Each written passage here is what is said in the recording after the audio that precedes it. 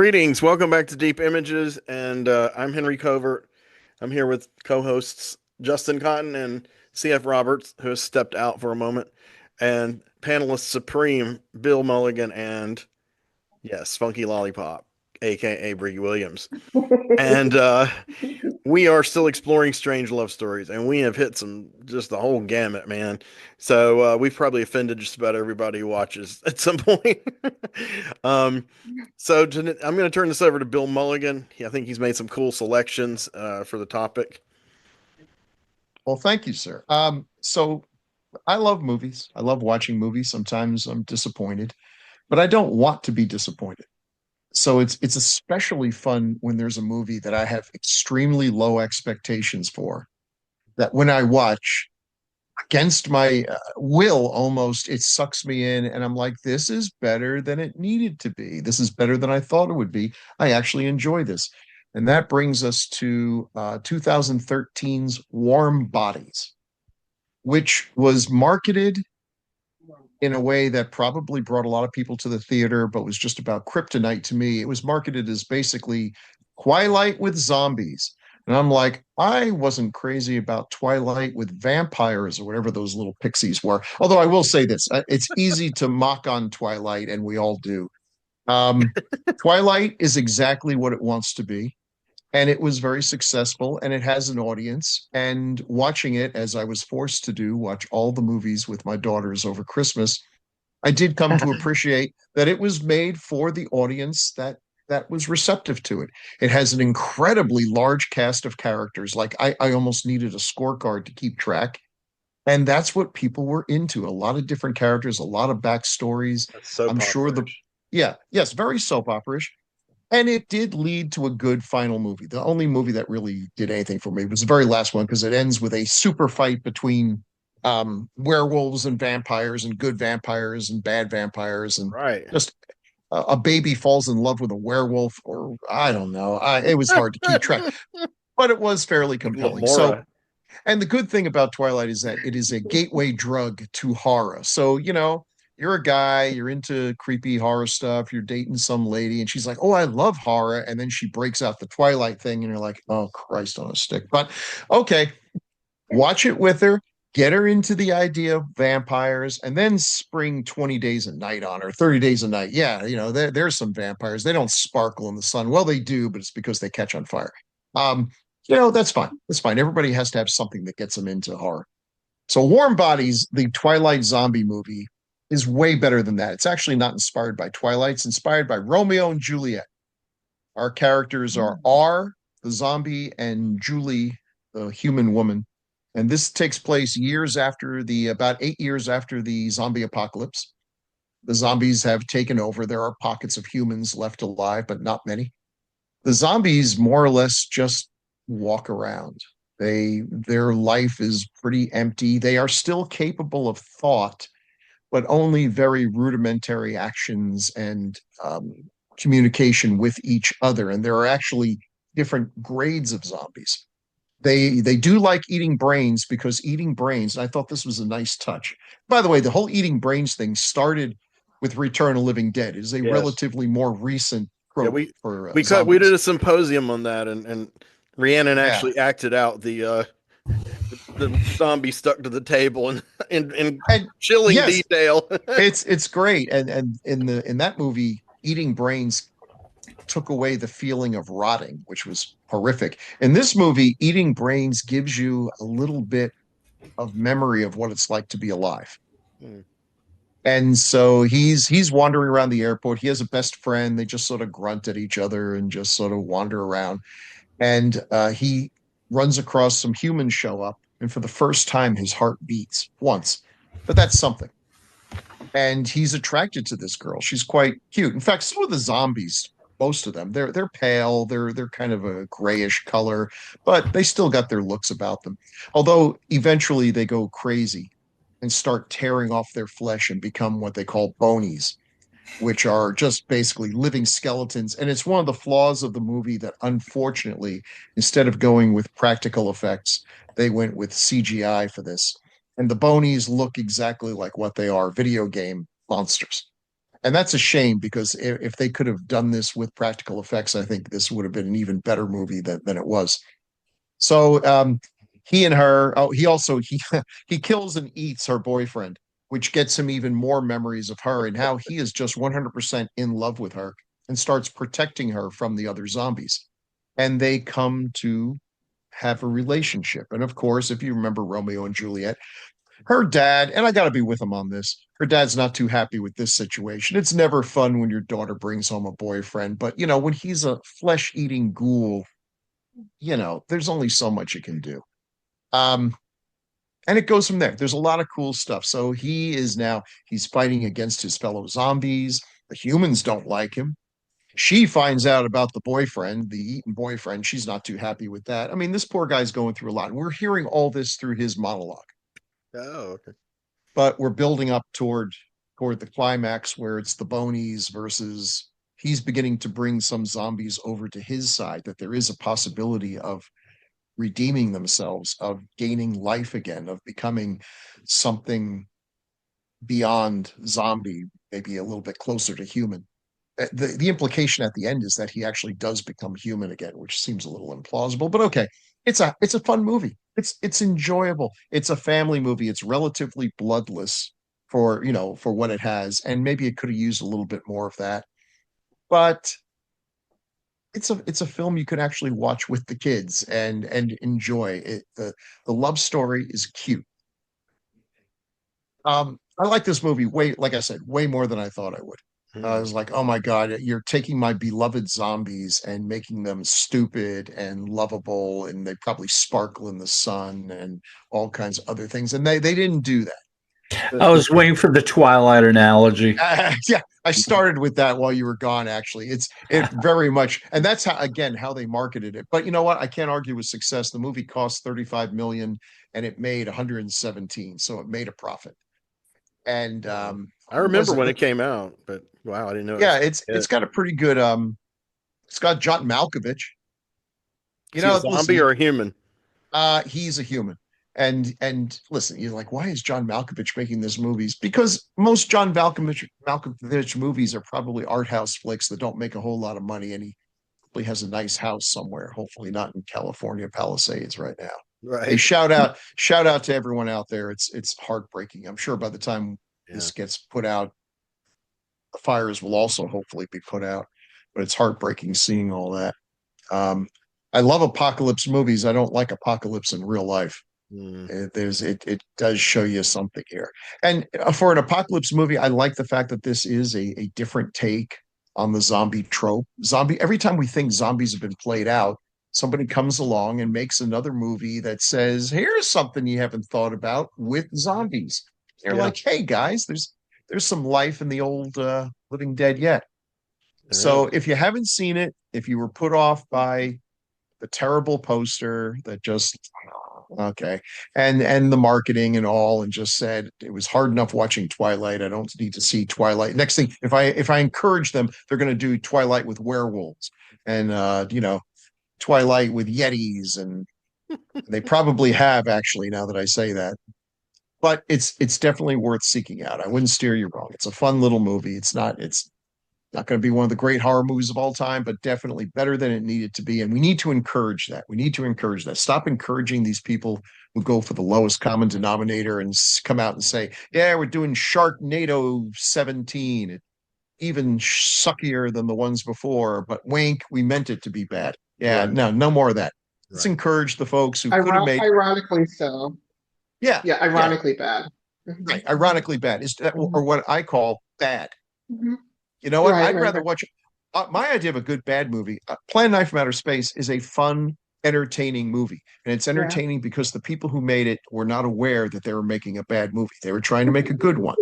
They simply lack the talent to make that. There's a certain charm to that, to people reaching beyond their grasp, to climbing a mountain even though they have no hands. I admire that, and that should be encouraged. People who are capable of making something good, but decide to just hack it out because it's easy, and it is easy to make something deliberately stupid. Stupid is the default expectation. There's nothing to admire in that. So my kudos to the filmmaker here. He's only made one other movie that I really am aware of that much.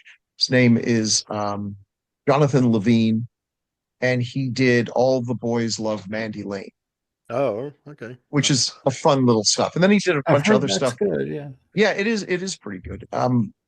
The only other one that I remember that I've watched is a Netflix movie called Snatched, and it's got Amy Schumer and Goldie Hawn, Ugh. um, which play a mother and a daughter, and they're abducted and on vacation in South America. Now, close your eyes and imagine what that movie would be like.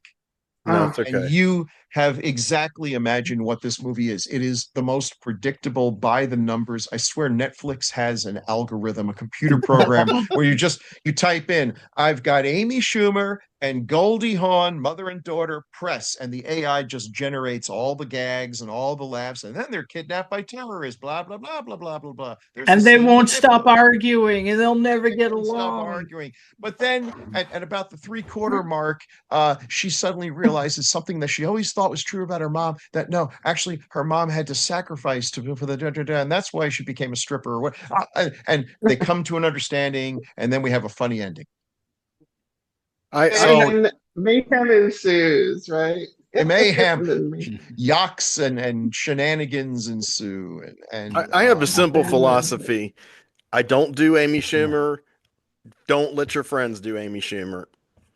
oh Amy dear. Schumer is not yeah. something you So need to be exploring if you're into entertainment. That's just my opinion, based What on about quite a Goldie so lot like of Hawn? this was evidence. the their brain on drugs commercial. This is your Yeah. brain on Amy Schumer. Oh, I I think see. her Okay. her 15 minutes have been painfully extended so Wow, far. yes, really. But he directed that. He didn't write it, so yeah, it's fine. Forgiven. Okay. Okay. But on the strength of Sounds Warm very Bodies, formulaic.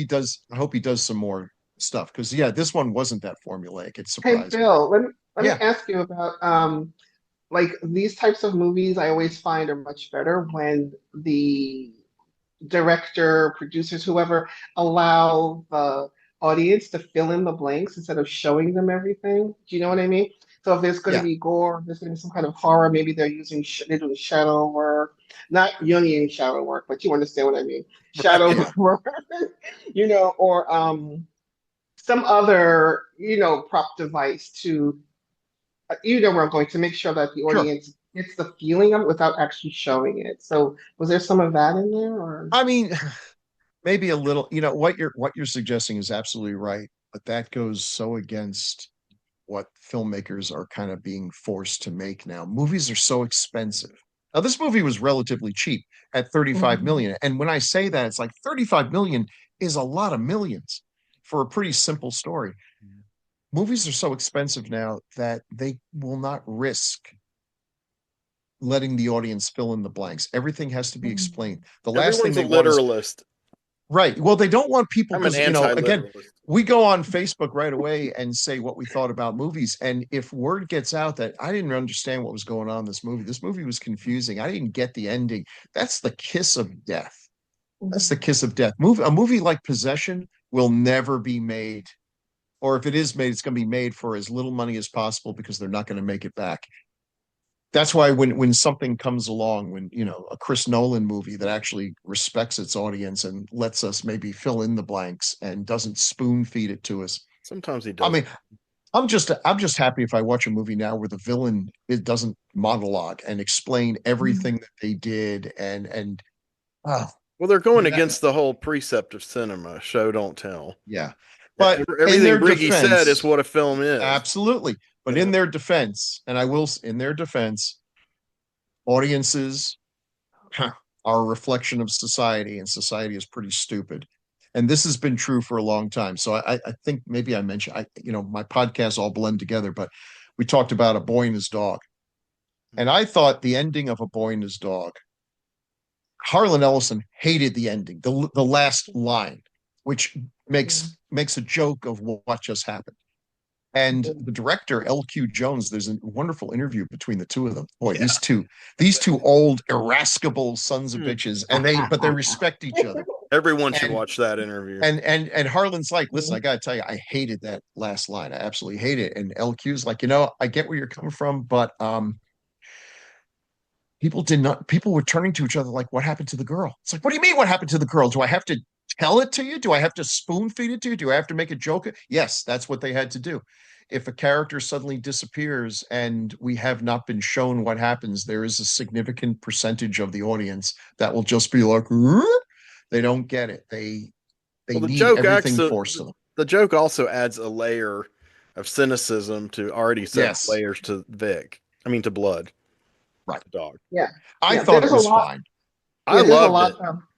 it. Sorry. There's a lot of that's okay. There's a lot of I think in a lot of American movies, there's this sort of like bow that has to be put on everything, and everything has Yes. to be neat and tidy, and Hmm. everyone must be beautiful and airbrushed, and there's just this level of feeling a lack of gratification if it's not exactly ending with this Hmm. Hollywood, Yeah.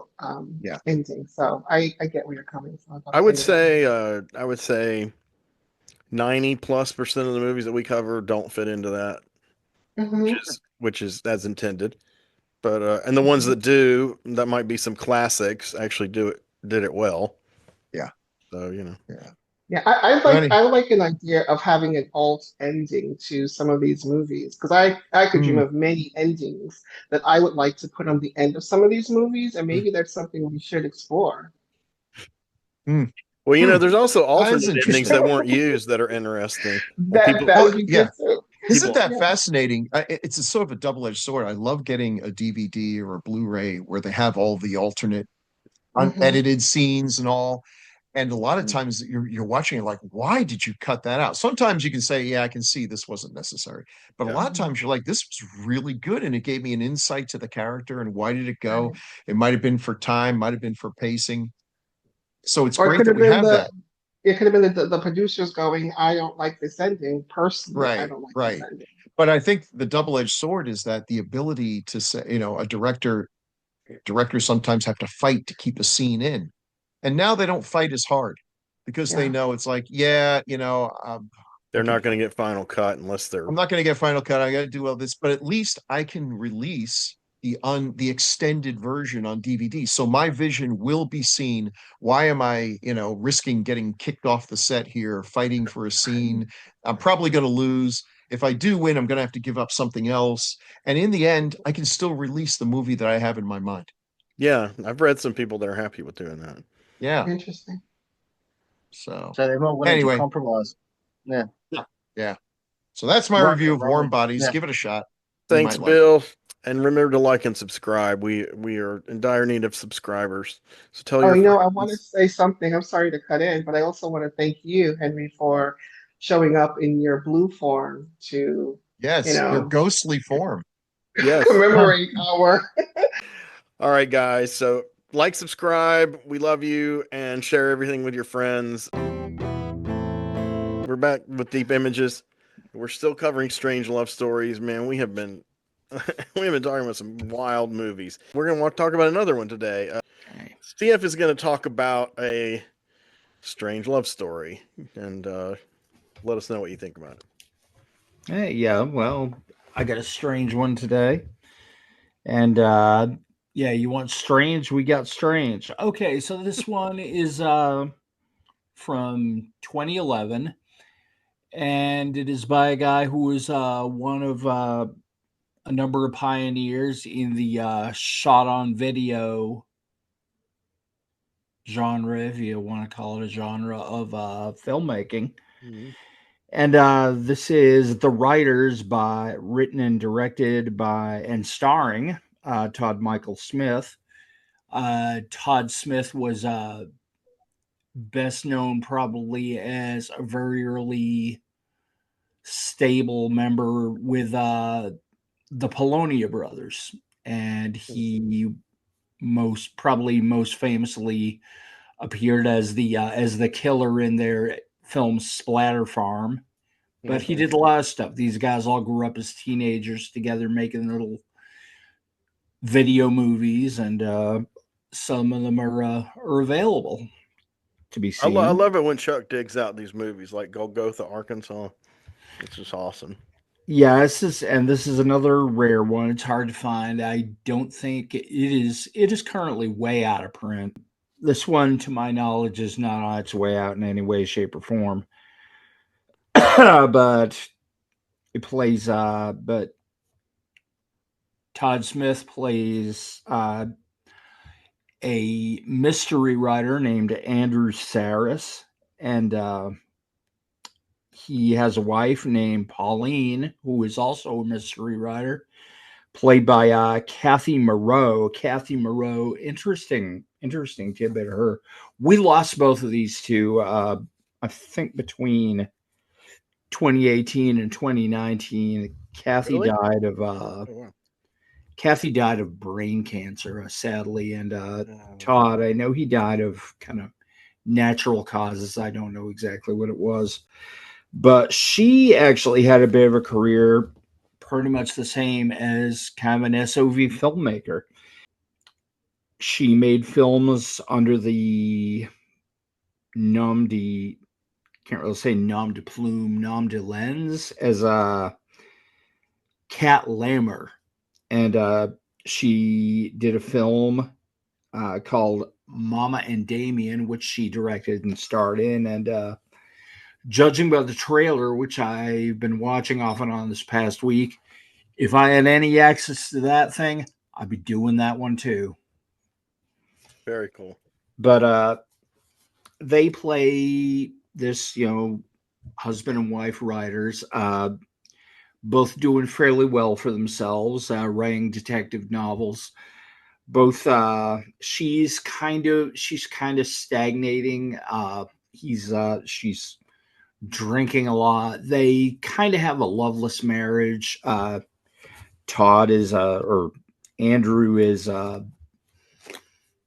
gay or bisexual. Smith in real life was gay.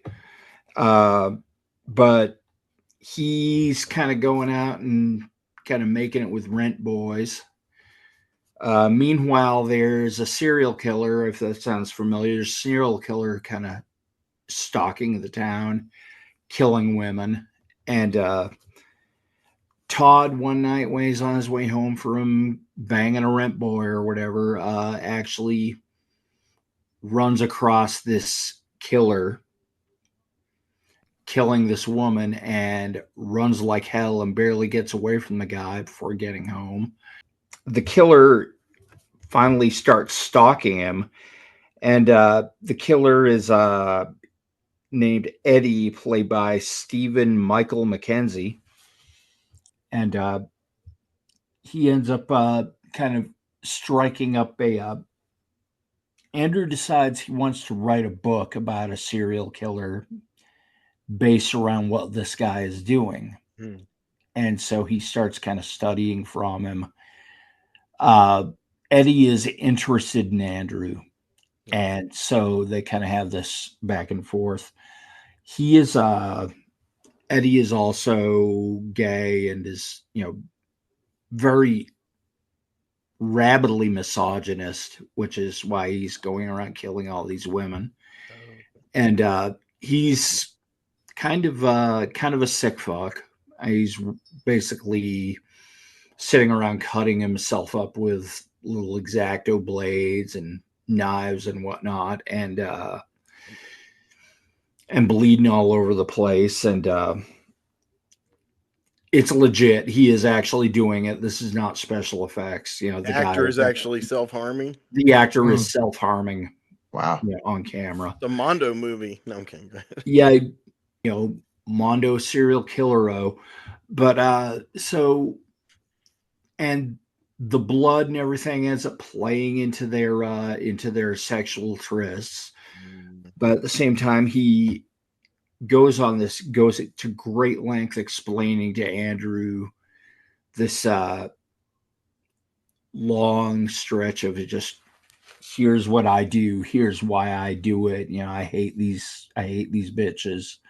I want to kill them all. And he's going out and he's picking up these prostitutes and he's pretty much slicing them up and tying them up and slicing them up. And at one point, he reveals to Andrew this torso of a woman that he's killed, and he mounts it on his wall. And the further their relationship goes, the more extreme their relationship gets, and they're screwing around, and they're at one point they've actually Eddie has you know the limbless torso mounted over his bed, and they've got this thing where Andrew is banging the torso, and he's banging Andrew while Andrew is doing this, Oh my goodness. and it's real interesting because it's like when you look at the Polonia brothers and what they did, they're very much influenced by like the old school horror movies, the Universal movies and whatever. And if you look at Todd's really kind of coming from a different angle because he's a Godard freak. And in fact, at one part of the movie, he starts quoting Godard. And but he has very thought out shots. I was thinking, okay, at first I'm looking at this, and this looks very kind of 1, 2, 3. They got one camera guy shooting all the scenes. And the more I look at it, it's like, wait a minute. These scenes are very well shot, really well thought out. It's really well blocked. You get a shot from this angle. You get like the, above, from the ground on up angle. You've got this angle from the top of the stairs looking down.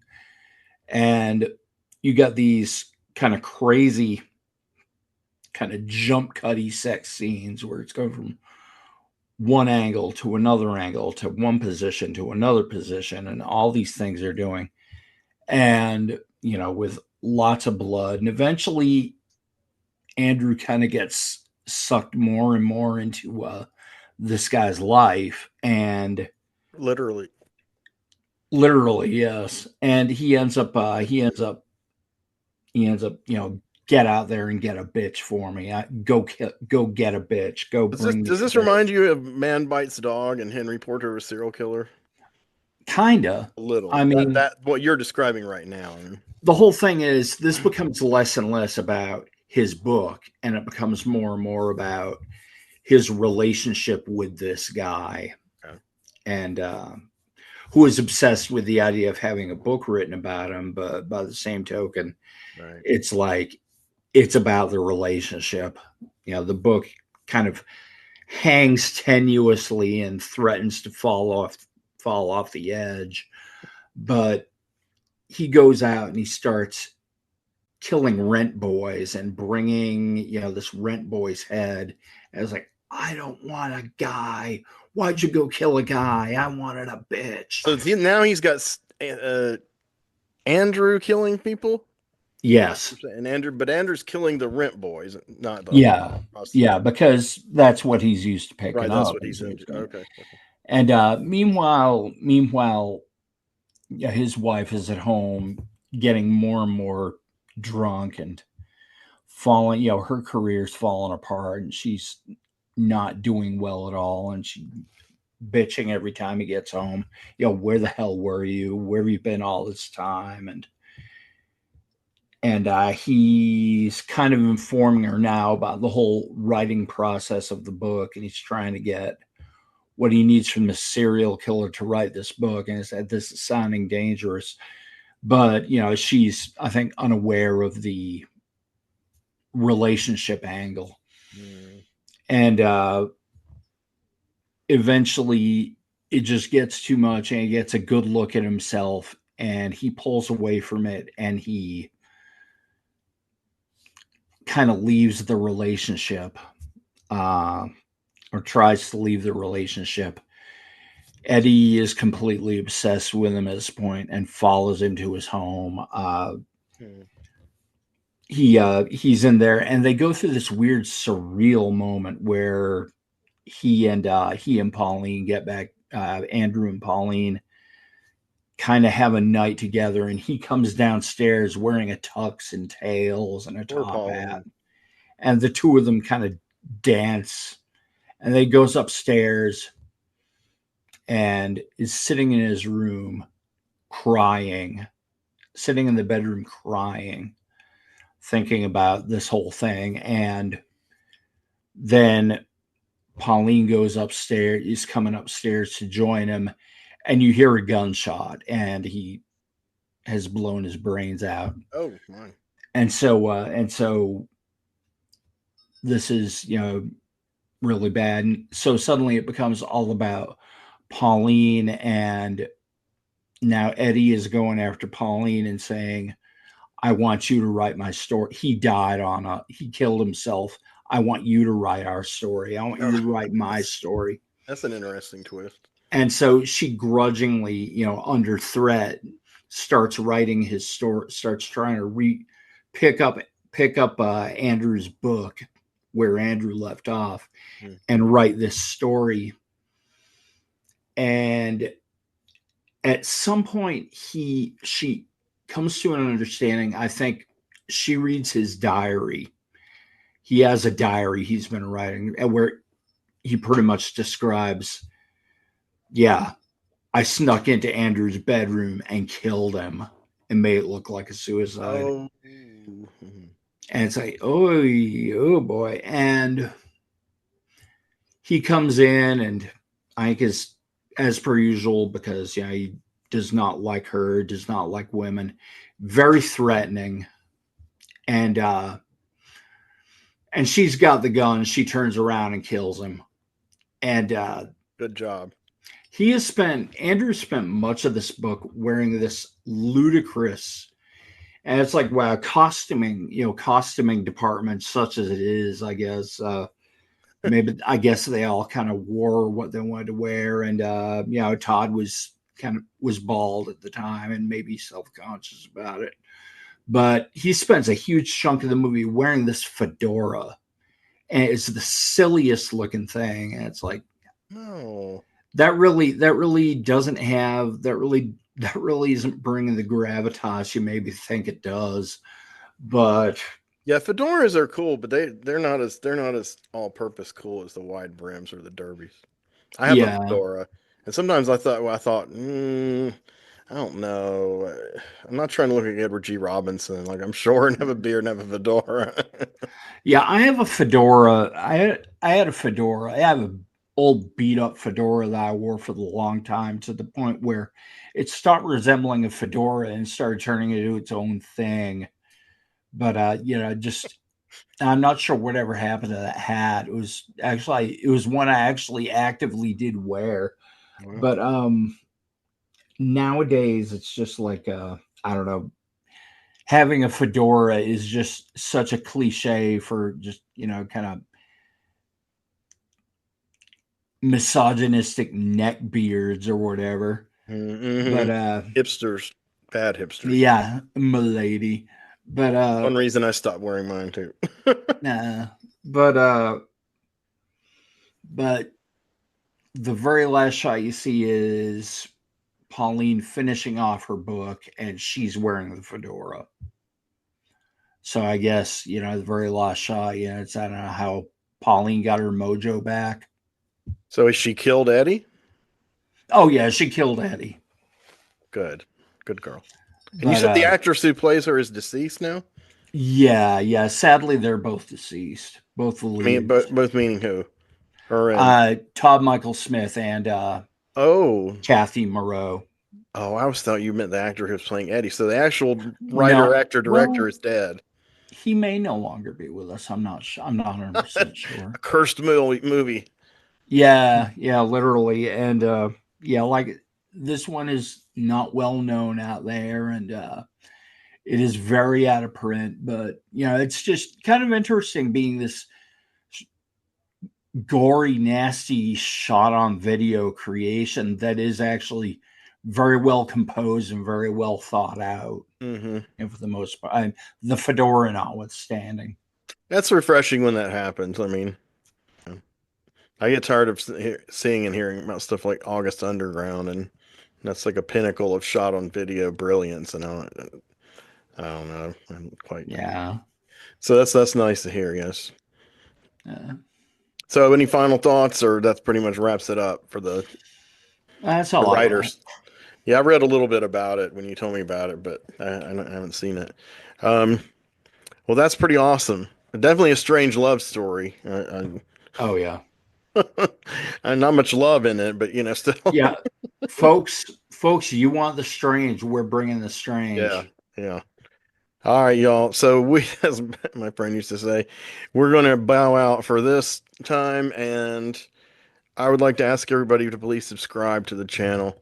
We are trying to expand and go places we have not been able to go before, but we are getting good feedback of late. Everybody loves Samurais and vampires. I mean, Samurais and zombies. Samurais and zombies are very well loved around here. So, in any case, whatever you like, check us out and tell a friend, share the video, and drop a like. Have a wonderful evening. And it's true that we cannot see that far behind. If we looked all the way in the past, we'd go blind. In the night, from the stars as they've all lived their lives, and the light that they gave as they burned and then died.